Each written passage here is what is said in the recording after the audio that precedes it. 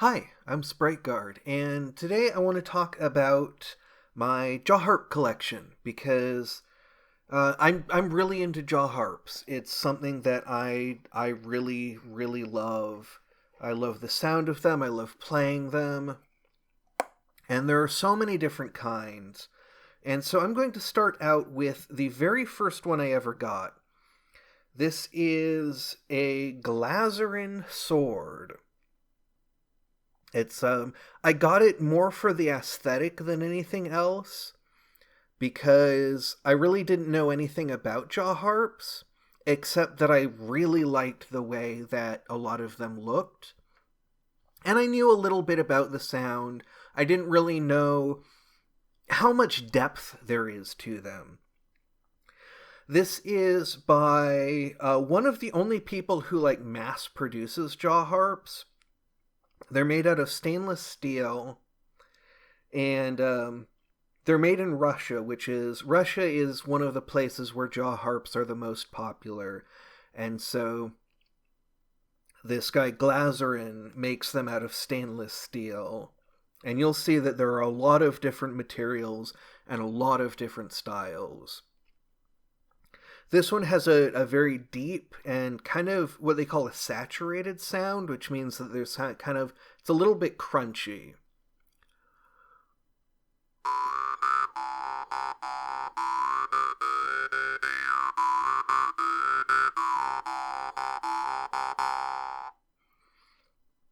It's also not very responsive.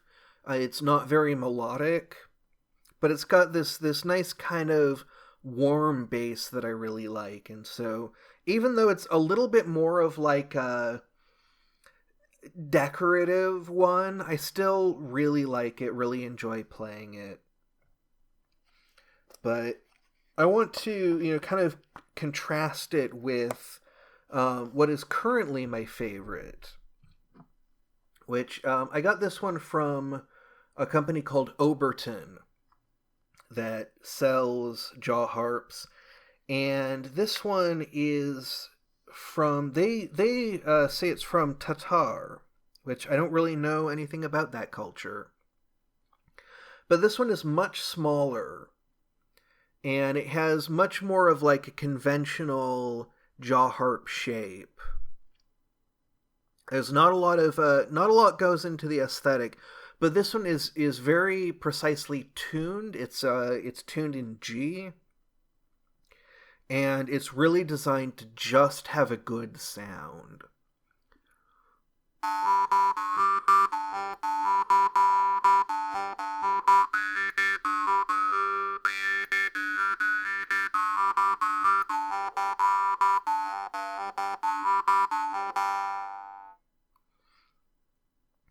So it has a much higher sound and a much cleaner sound that has less buzzing in it. And it's very melodic. It's very, you can really pick out different overtones. The way that a jaw harp works, it only makes one note, and then you use your mouth to produce overtones.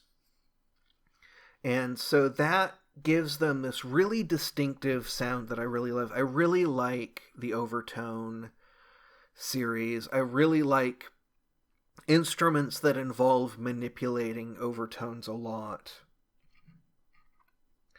Now, I have another one that is made by Glazerin.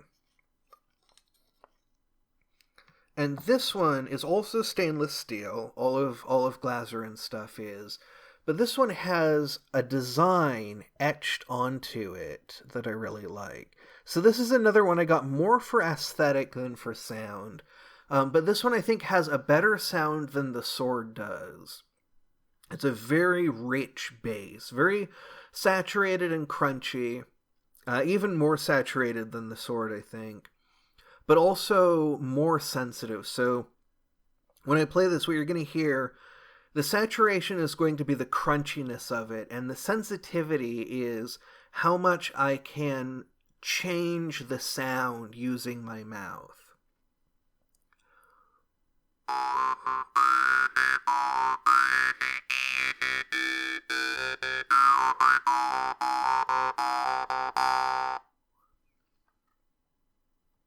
So I can pick out overtones. It does respond to me, but there's a lot of crunch to it that is going to be there kind of no matter what you do with your mouth.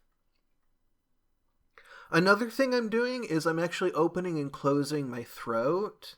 And so sometimes you'll hear the note change without my striking it. It'll almost sound like I'm striking the tongue, but I'm not.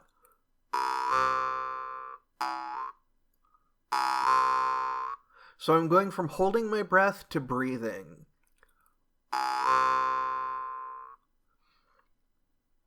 And that's a really good way of seeing the sensitivity of a Jawharp, is by how much it responds to your throat. And they often come in these lovely little wooden cases that have designs on them. This one has kind of a stylized picture of like a woman in what I assume to be like a Siberian outfit of some kind.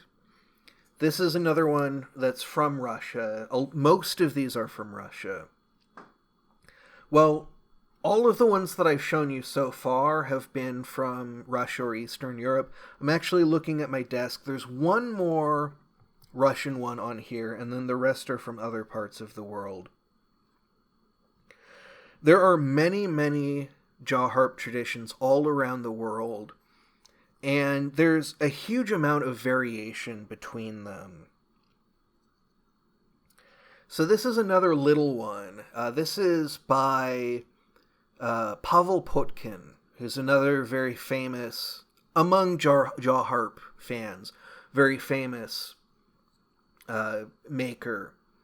And makes very inexpensive ones. This one is mostly out of brass. And these ones are often recommended if you don't actually know if you like Jawharp or not and you kind of want to try it out. This is one that's decent, but very inexpensive. And so this is one of the first ones I got, but I actually wasn't that happy with it.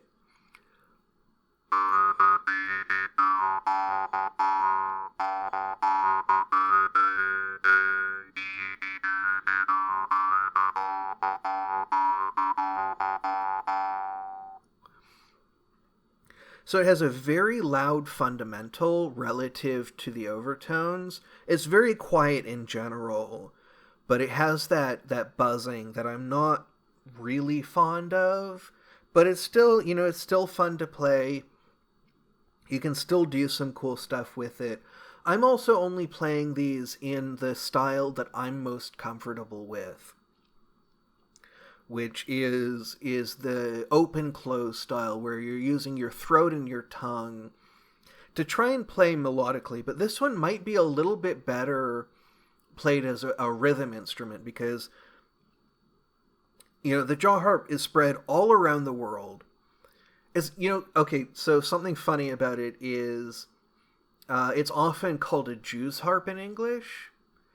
And even though it exists in so many different cultures all around the world, there is no Jewish tradition of playing the Jew's harp. So that's why I call it a Jawharp. That's why a lot of people call it a Jawharp. Every location has its own word for it. The ones that I've shown you so far have been vargans from the Russian, but we'll get into some of the others as well. Actually, I think this one is a komus, because this one is from a different part of Russia. But this is one of the really cheap ones. There is a cheaper one. It's called Snoopy's harp. It is unplayable. Don't bother with Snoopy's harp. Now, the percussive style is much more common in India. And this is the Indian style. This is a morchong. And they are popular in Rajasthan. And so I got this one. This one is interesting because it's raw iron. And so I don't actually play it that much because I have to keep it under oil to keep it from rusting. Now, the guys at Oberton say that you should just let it rust and not worry about it. But the guy who does Bebcorp, who's one of the biggest Jawharp YouTubers, because Jawharp YouTube is a thing, and I'm not remembering his actual name, but Bebcorp Harpery is the name of his company and his channel. He always says, keep your harps oiled, which really matters most with the raw iron ones. So, the Rajasthani style, I don't know how to play it. And this is a great example of how varied Jawharps are. That I can play most of the instruments in my collection. I don't know how to play this one. I can try, I can do some little things with it.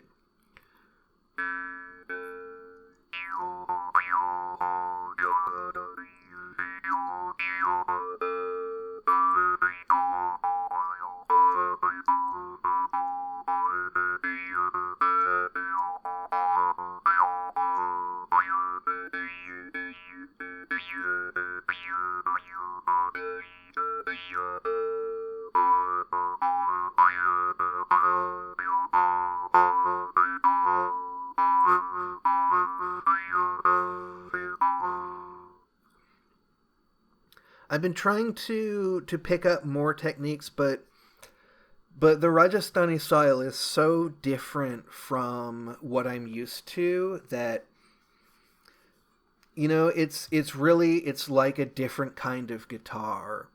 That's how much variation there is between Jawharps, is that they can really be a different instrument.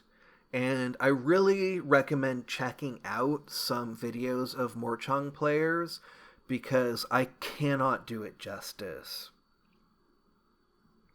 Now, the rest of what I have in my collection is the Danmoy style. And they all come in these nice little cloth and wood tubes with these strings.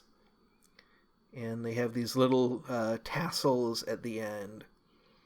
And the tassel actually goes through a hole in the tube. And then the Jawharp comes out. And so you never lose one or the other. They're always tied together. And the Danmoy is the Vietnamese style. And so they're cut out of a single piece of brass. They're very delicate. They have a very sharp tongue. They often say, these are some of the easiest ones to play, but you shouldn't give them to kids because they're very sharp. They're just cut out of a very thin sheet of brass.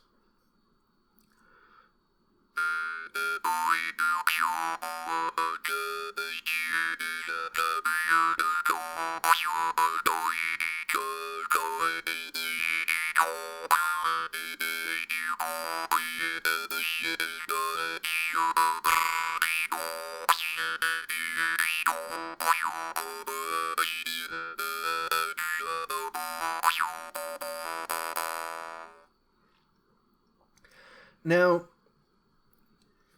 these ones are, you know, they don't press up against your teeth. Most of these you have to push them against your teeth, but the Danmoy you place against your lips. And so they give your mouth a little bit more room to play around. It's a little bit easier to do percussive stuff, a little bit easier to do faster stuff. If you want to explore Jawharps for really dirt cheap, and for something that is the easiest to play, Danmoy is really the one to try. I love playing them. They're so much fun to play. I should say that I am not a trained Jawharp player. I'm not trained in any particular school or study. The people who play, especially in Rajasthan, they have like whole techniques. I don't know what the scene is like. I know that the American scene, there's Jawharp players in like some folk bands, and here's where I run up against my knowledge is I don't know everything about these. I don't know how the various different traditions are. I think that some cultures do see them more as something personal that you play in the way that feels good to you. Other cultures see them as like something that you play more as a performance and something that can be gotten good at. Especially, I've seen some videos from the Rajasthani players who really get into the details of, because Indian music theory is incredibly deep and incredibly rich, and that music theory gets applied to the Morchong and also to the Morsing, which is in the southern parts of India. I think Tamil Nadu. I'm not sure about that.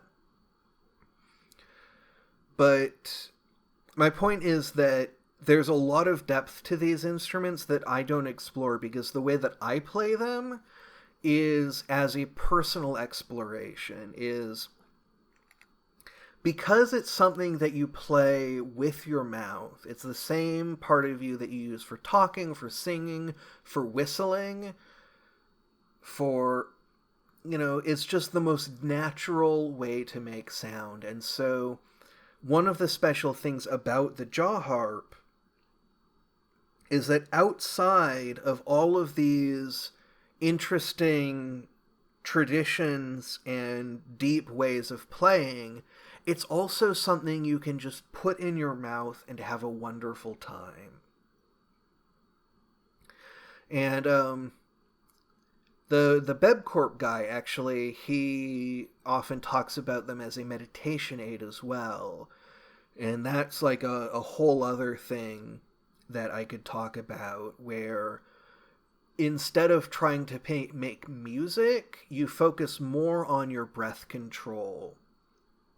And I can get into that a little bit more in a little bit. I want to share, this one is a tiny double tongue Danmoy. I don't know if that's at all visible on the camera, but it has two tongues instead of one, but they move as a unit. And so it changes the sound in a very subtle way. This one also has something called a draw start, where, again, I don't know if you can see this, but there's... no, you can't see that at all. Basically, the tongue is raised a little bit, and so if I draw air, it'll hum, which is not every style of Jawharp does that. Different traditions are going to tell you different things. The Oberton guys, who are Russian, say, draw start is bad, you don't want it because it gives you this buzzy sound. But the Indian players would say, no, the draw start is actually mandatory because there are techniques that you can only do with a draw start. And I have seen some Morsing players who are really doing like rhythms. The Carnatic style that I've seen has been very rhythmic and not really focused on the melodic quality at all. And the draw start, what you lose when you have a draw start is you lose some of the melodic quality.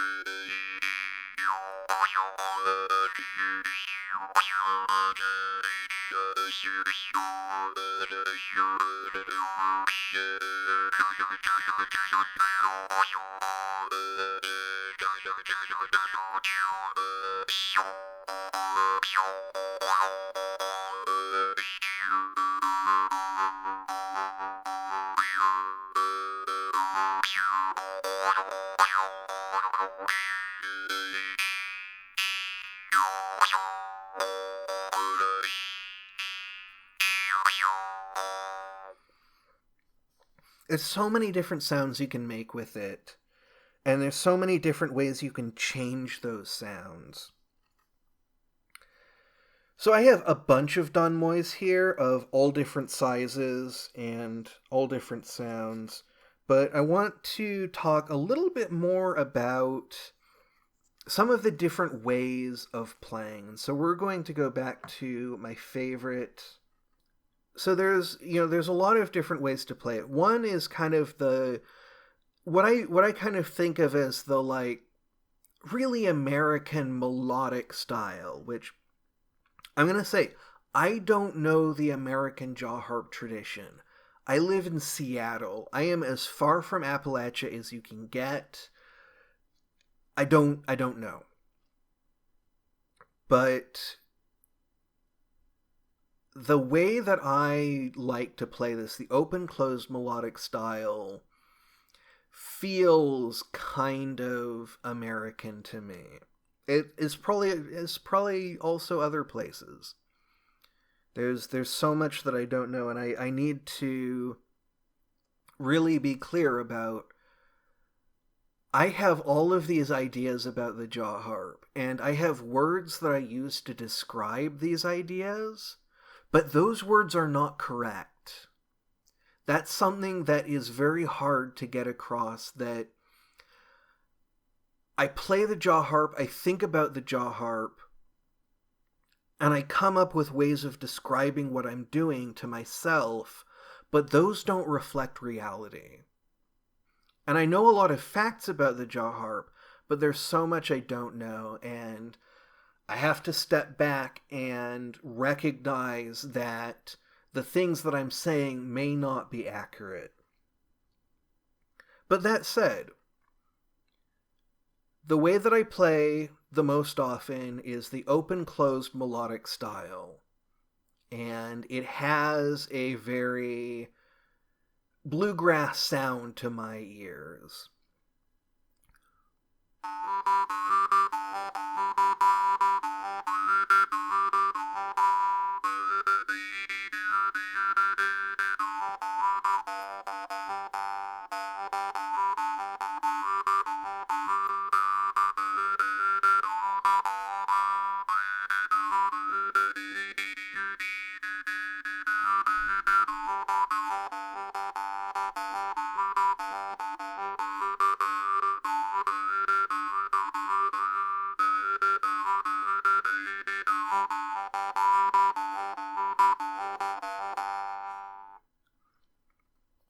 So the main things going on there, I have a very steady 3-3-2 picking pattern, and then I'm changing the pitch very frequently. And I'm changing the pitch several times per bar, and I'm changing up the rhythms little bits, but I think that's what sounds American about it to me, is that I'm playing a lot of notes in a fairly steady rhythm with some syncopation, and I think that's the feeling that I get from it. There's another style that I do that I think of as kind of a more meditative. I kind of describe it as like a psytrance style, because a lot of trance music, especially in the Goa style and in the psytrance style, has a sound that I'm particularly trying to mimic. And that is where I try to change the pitch very little as I go. And so I'm going to see if I can do that. I'm still going to be doing the open close, and I'm still going to be doing some breathing stuff, but instead of moving my tongue around, back and forth here and there to play a lot of melodic patterns, I'm going to try and move my tongue very slowly.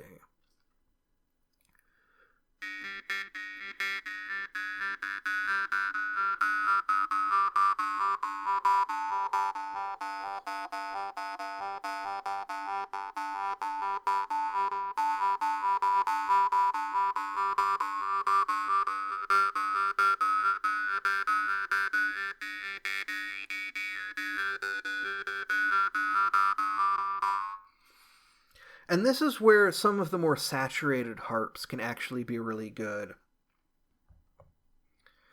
Because they have the more saturated sound, and they're less sensitive to the glottis, you can get kind of more of that classic psytrance sound.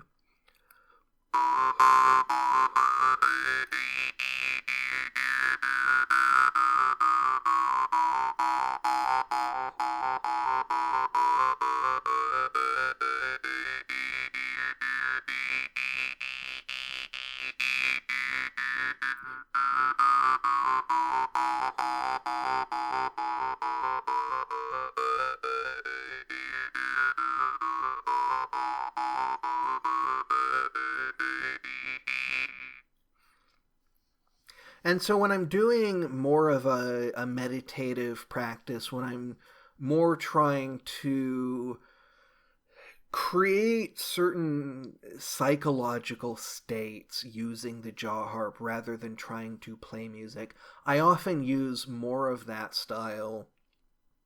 I really like the 3-3-2 picking pattern, and the Bebcorp guy often talks about, like, when you're doing Jawharp meditation, he always says you should do whatever feels most natural.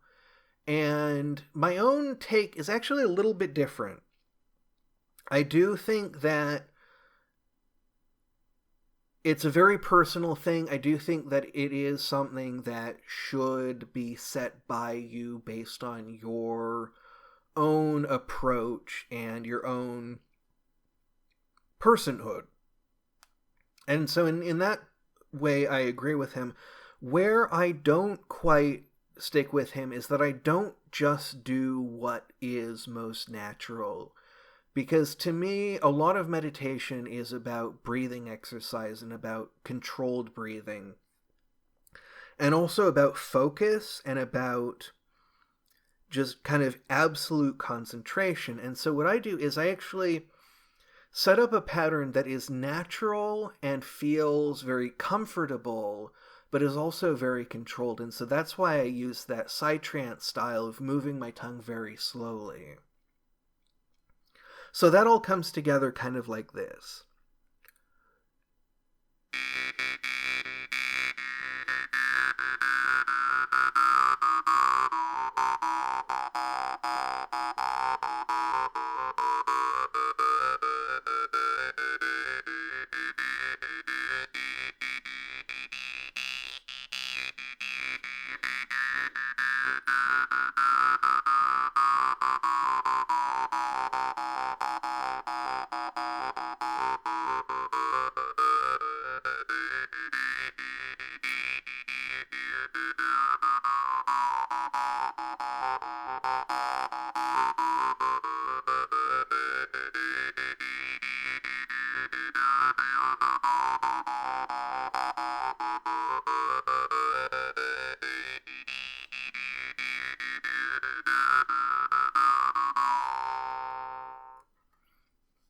And one thing that is not as obvious for you is that I'm doing very controlled breathing where it's like meditative breathing, where I'm breathing out for a really long time and then I'm breathing in for a really long time. I'm emptying my lungs, I'm filling my lungs. I'm doing meditative breathing while also playing a Jawharp. And the buzzing sound and the way that the sound fills your mouth and just fills your head has a very powerful effect to it that, is really cool. And it's something that you can do with a Dan Moi, especially. I like to do it with some of my lower pitched ones. Like this is a big one. This one is it's long, and it has a double tongue and a very heavy trigger. And so this one is great for that kind of more meditative style.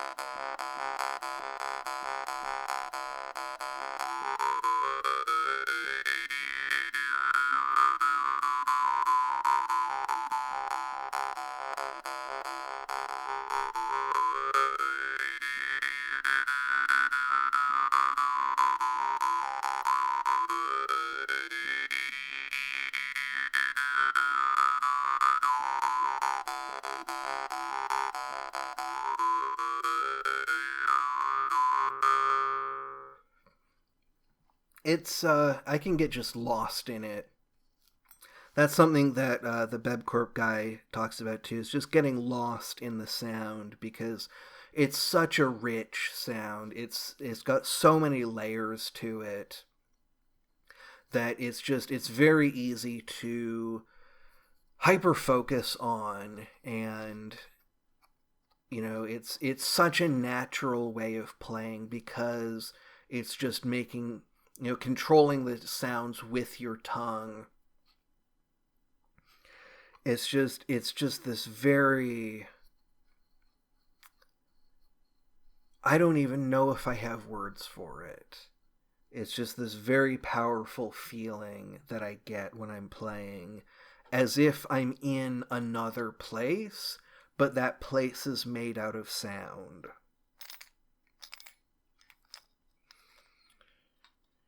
Now here I have, this is another bass Dan Moi, but this one has the more pointed trigger. It has the single reed, and so it has a little bit of a different sound.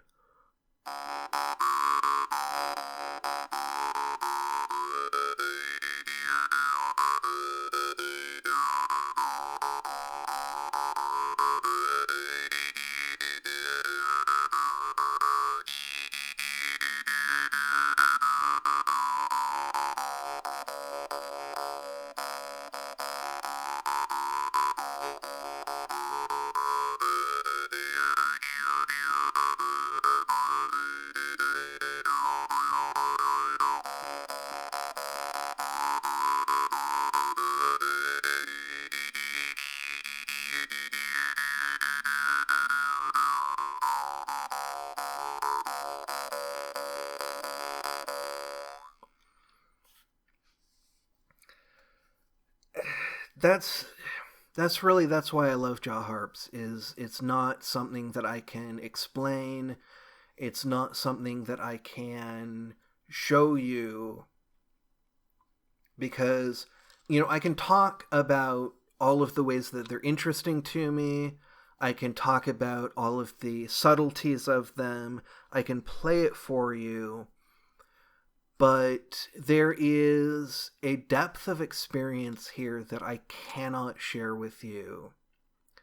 Luckily, these things are like $5. Like, seriously. You can find these on Amazon, eBay, Etsy, literally for $5 to $10 for the cheap ones. The expensive ones can go $50 to $150. I've seen some for like $500. I don't know what you're getting at that point, but as far as musical instruments they go, they're very inexpensive, and for the less expensive varieties, it's even, not just for a musical instrument it's cheap, but, for a toy, even, they're inexpensive. Now, I believe this one might be the very first... I don't remember which one is the very first one I got. But one of these two on my desk here is my very first Don Moy, and I think it's this one. And so, of course, it's a little worn out. It doesn't have the greatest sound, but it's special to me because I've had it for so long. And Don Moy are very delicate. They break very easily. And I don't know why this one has held up for so long, but even without great sound, it's really impressive that it has lasted as long as it has.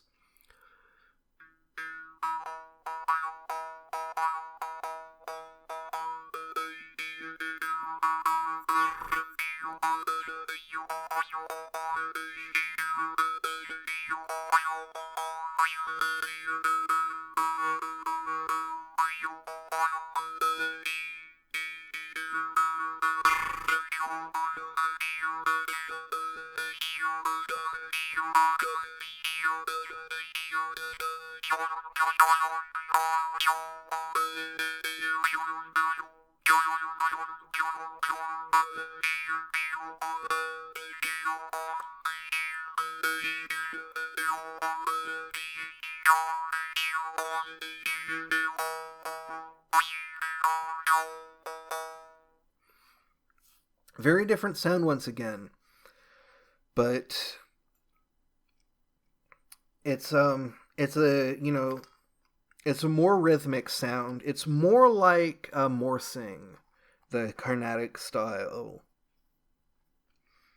where you have less melodic range and more focus on playing it as a rhythmic instrument, which I'm not as good at. Or at least not as comfortable with as the melodic style. And then I think I have one more left. Another little tiny one.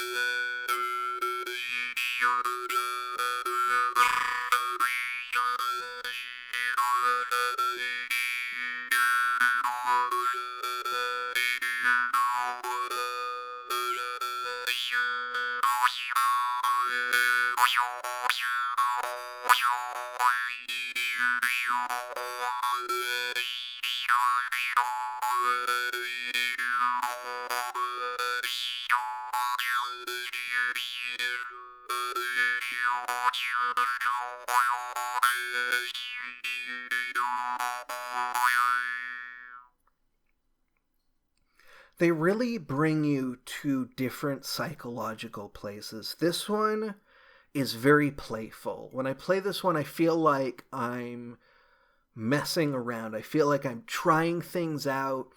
Can I jump over this? Can I duck under that? It feels like playing on a playground. Can I get the trrr, what happens if I dook kind of thing?